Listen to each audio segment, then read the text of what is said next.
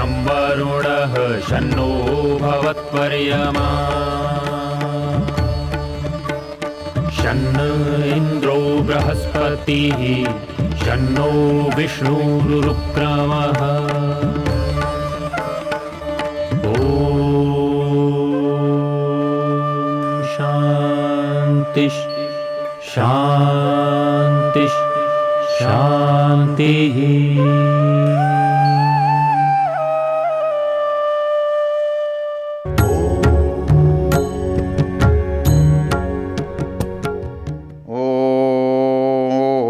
वासुष्पते निरमय मय्ये वास्तु मयि श्रुतं पुनरेहि वाचस्पते देवेन मनसा सह वसुष्पते निरमय मय्ये वास्तु मयि श्रुतं। ओम शांति शांति शांति। ओम।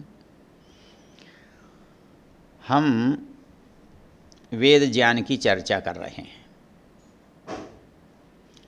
ये वेद ज्ञान की चर्चा होनी तो सुलभ चाहिए, लेकिन कहलाती दुर्लभ है, क्योंकि ये हमारी परंपरा से चली गई। उसको जानने के लिए, उसको समझने के लिए हमें बहुत प्रयत्न करना पड़ता है, और समझने के प्रयत्न के रूप में इसका ऋषि कौन है, इसका देवता कौन है, इसका छंद क्या है, हाँ, इसका प्रसंग क्या है, बहुत सारी बातों को जानना पड़ता है। तो जैसे इसका हमने देखा था, ऋषि अथर्वा है, इसका देवता वाचस्पति है, तो अनुष्टुप इसका जैसे छंद है, गायत्री कहीं पर है। तो ये जो हैं, तो ये कहते हैं वाचस्पते पुनरेहि देवेन मनसा सह। ये मंत्र इसका दूसरा मंत्र है। अब इसका देवता वाचस्पति है। शब्द क्या कह रहा है? वाचस्पते पुनरेहि देवेन मनसा सह।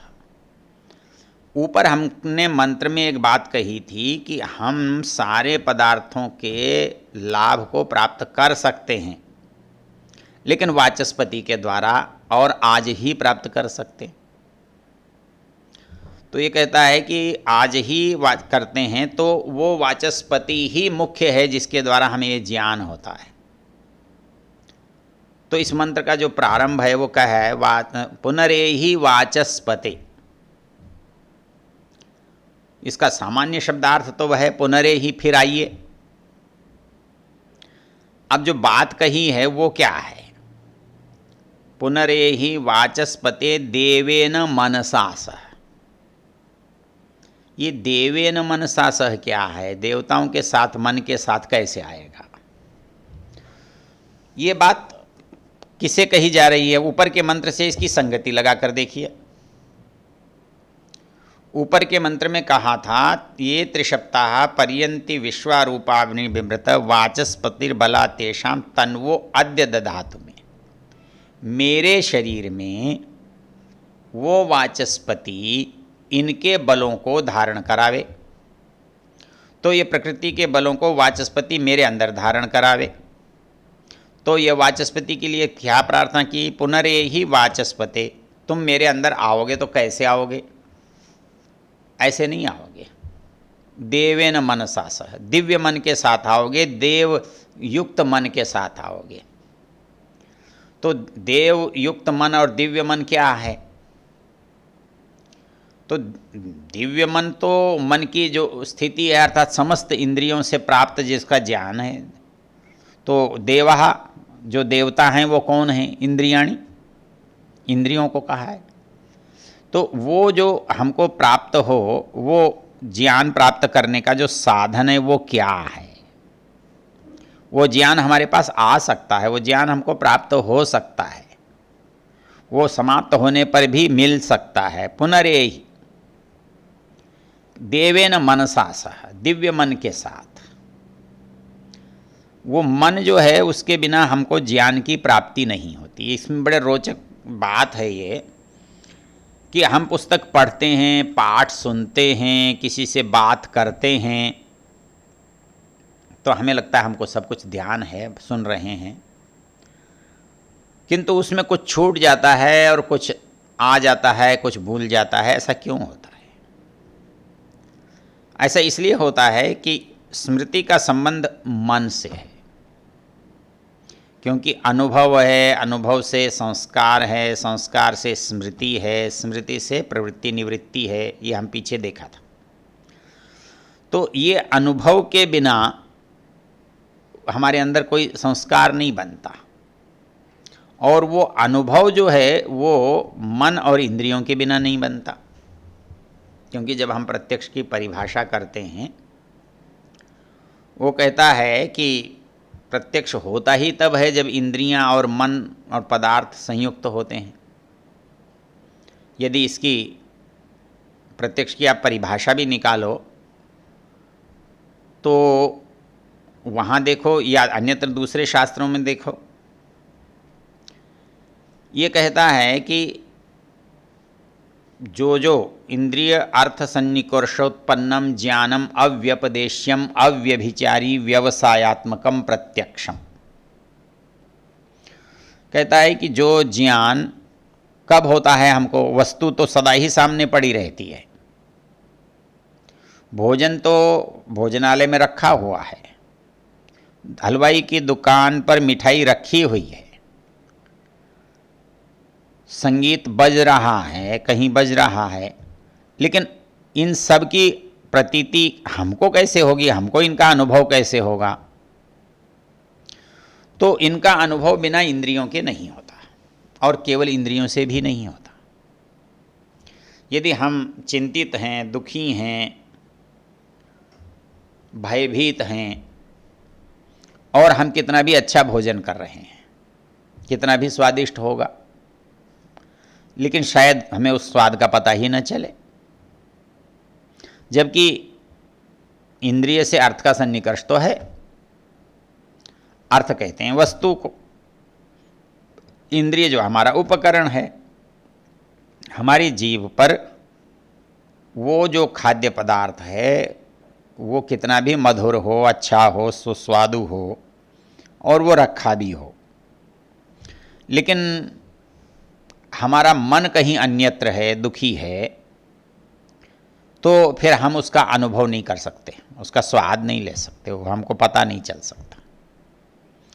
तो हमको कोई भी जो इंद्रियगत पदार्थ है उसका ज्ञान तभी हो सकता है जब इंद्रिय का संबंध वस्तु से हो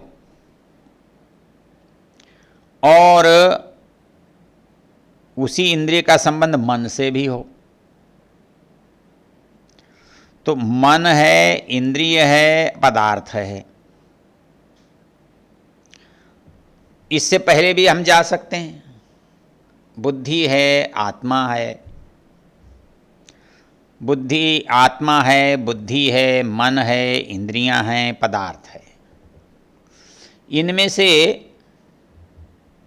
यदि कोई भी अव्यवस्था है कहीं भी, चाहे वस्तु और इंद्रिय में अव्यवस्था है, इंद्रिय और मन में अव्यवस्था है, हाँ, मन और आत्मा में अव्यवस्था है, क्योंकि अनुभूति तो किसको होती है? अंततोगत्वा आत्मा को होती है।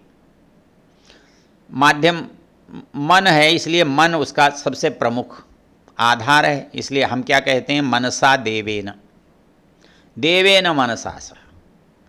हमारा वो जो दिव्य मन है वो हमें प्राप्त होना चाहिए, वो योग्यता के युक्त मन है वो प्राप्त होना चाहिए।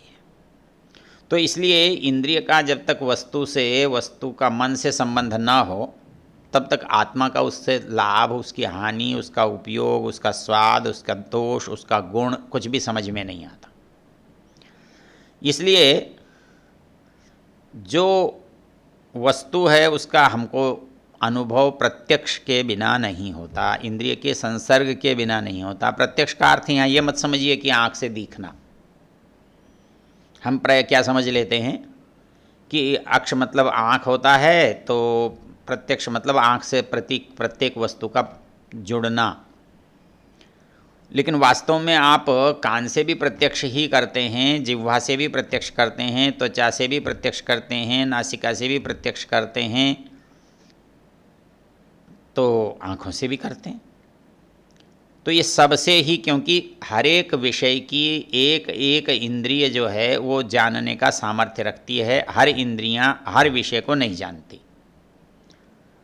जो रूप का सामर्थ्य है वो केवल आँख के द्वारा प्राप्त हो सकता है, जो शब्द का सामर्थ्य है उसको केवल श्रोत्र या कान प्राप्त कर सकते हैं, जो स्पर्श का ज्ञान है वो केवल त्वचा कर सकती है, जो रस का ज्ञान है वो जिह्वा से होता है, जो गंध का ज्ञान है वो घ्राण से और नासिका से होता है। तो इसलिए हर चीज़ का प्रत्यक्ष ही होता है,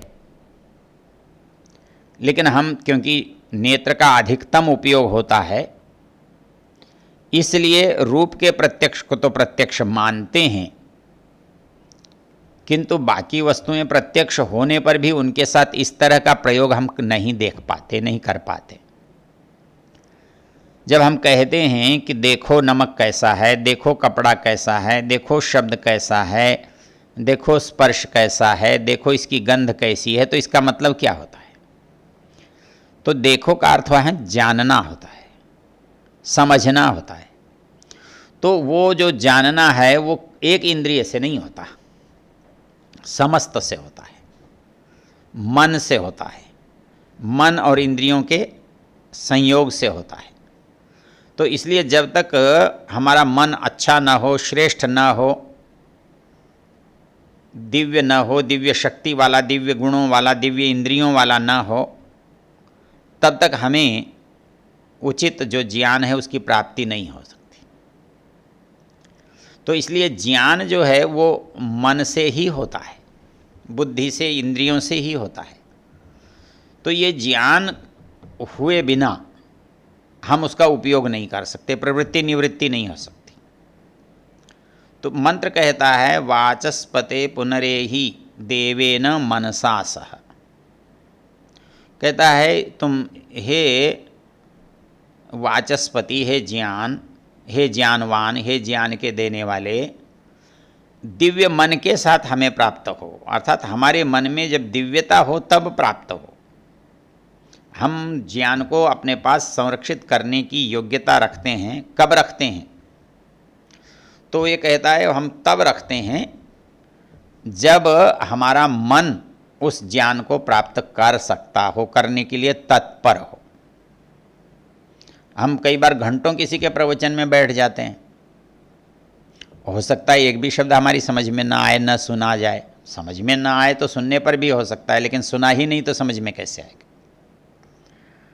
तो इतनी देर बैठे हम क्या करते रहे? क्या कान बंद थे? क्या कान बंद तो नहीं थे, कान में तो हर शब्द पड़ रहा था। किंतु जब तक कान मन से जुड़ा हुआ ना हो तब तक हमें कान पर गई हुई चीज़ समझ में नहीं आती, पकड़ में भी नहीं आती। तो इंद्रियों के साथ कोई भी चीज़ जब जुड़ती है तो केवल जुड़ने मात्र से उसकी प्रतीति नहीं होती। जब तक मन से वो चीज़, इंद्रिय न जुड़ जाए, तब तक हमारे अंदर अनुभव का सामर्थ्य ही पैदा नहीं होता। इसलिए मंत्र में जो बात कही है मुख्य रूप से कि हम जो ज्ञान प्राप्त करते हैं, जो योग्यता, जो बल प्राप्त करना चाहते हैं, उस प्राप्त करने के पीछे हमारा दिव्य मन होना चाहिए, तभी ये बात बन सकती है, नहीं तो ये बात नहीं बन सकती। तो प्रत्येक मनुष्य के अंदर इंद्रियों के साथ साथ उन इंद्रियों का संचालन करने वाला एक मन है। आधुनिक लोग इसका केवल माइंड कहकर काम चला लेते हैं। वो भी केवल इसलिए चला सकते हैं कि उनको प्रत्यक्ष तो इसका है नहीं, इसके सामर्थ्य का वो कोई लक्षण नहीं कर सकते, कोई गुण नहीं बता सकते। वो काम के हो जाने पर किसी और से न हुआ हो, वो काम इससे ही होने योग्य हो, इस नाते उसको जानते और समझते हैं। अर्थात वो केवल हमारे व्यवहार का अध्ययन करते हैं और व्यवहार का अध्ययन करके मन का अध्ययन करते हैं। मन क्या व्यवहार कर सकता है वो उस अनुभव से ही कहते हैं, वैसे उनके पास कोई योग्यता नहीं है। लेकिन यहाँ मन एक महत्वपूर्ण सामर्थ्य है, शक्ति है। और वो किससे बनी हुई है? क्योंकि वो 7 और 3 में से आई हुई है। आप उसकी जब जानकारी करेंगे तो मूल प्रकृति से जब विकृति होती है तो प्रकृति विकृति वाले जो पदार्थ हैं वो इसमें गिनाए गए हैं। मूल प्रकृतिरविकृतिर महदाद्याः प्रकृति विकृतयः सप्त षोडशकस्तु विकारो न प्रकृति न विकृति पुरुष। तो ये कहते हैं कि जो हमारे पास तत्व हैं बने, जो त्रिशप्ता पहले मंत्र में बात कही गई है, वो त्रिशप्ता में 3 और 7 जो हैं वो 7 उनमें से जिसको हम कहते हैं वो मन का बनाने वाला तत्व है। महत तत्व है, अहंकार है, 5 तन्मात्राएँ हैं, 7 हैं। 5 तन्मात्राएँ जो महाभूतों का आधार हैं, अहंकार जो इंद्रियों का आधार है, महत जो बुद्धि है। तो हमारे लिए जिन जिन साधनों की आवश्यकता है वो सब की सब साथ में आ जाती हैं। इसलिए संसार के सारे पदार्थों को जानने समझने की जो योग्यता है वो इनको जाने बिना, इनको माने बिना नहीं आती। तो उसको यहाँ उस ज्ञान को देने वाला कहा कि पुनरेहि वाचस्पते देवेन मनसा सह। हम जब भी चाहते हैं कि इस वस्तु का लाभ उठाएं, इसकी योग्यता को हम अपने लिए उपयोगी बनाएं, इसको प्राप्त करें, तो हमें यही करना होगा कि हमारा जो मन है उसका स्तर दिव्यता तक पहुंचा हुआ होना चाहिए। वो वस्तु के वास्तविक लाभ को, गुण को प्राप्त करने वाला, देखने वाला होना चाहिए। क्योंकि जो प्रत्यक्ष मन से होता है, एक तो प्रत्यक्ष होता है इंद्रियों का, हम वस्तु का मन में भी प्रत्यक्ष कर सकते हैं। क्योंकि देखने का सामर्थ्य किसमें? देखने का सामर्थ्य हमारे अंदर मन और आत्मा में है, हम इंद्रियों में समझते हैं। तो चीज़ को हम इंद्रियों से देखते अवश्य हैं, तो हमें लगता है कि इंद्रियों से हम वस्तु को देख रहे हैं, किंतु देखने वाली आँख नहीं है, दृष्टा आँख नहीं है। दृष्टा तो पीछे मन है, मन के पीछे आत्मा है।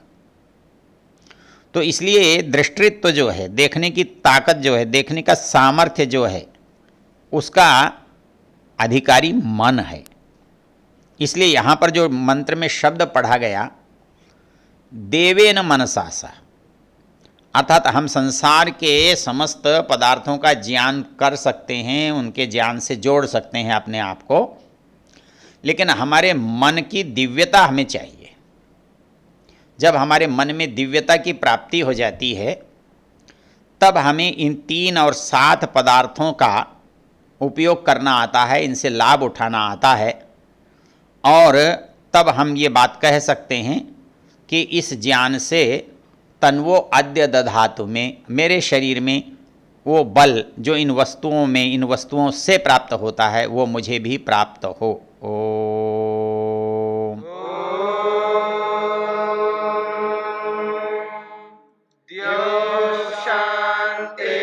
शांतिरंतरिक्षं शांतिर्पृथिवी शांतिरापः शांतिरोषधयः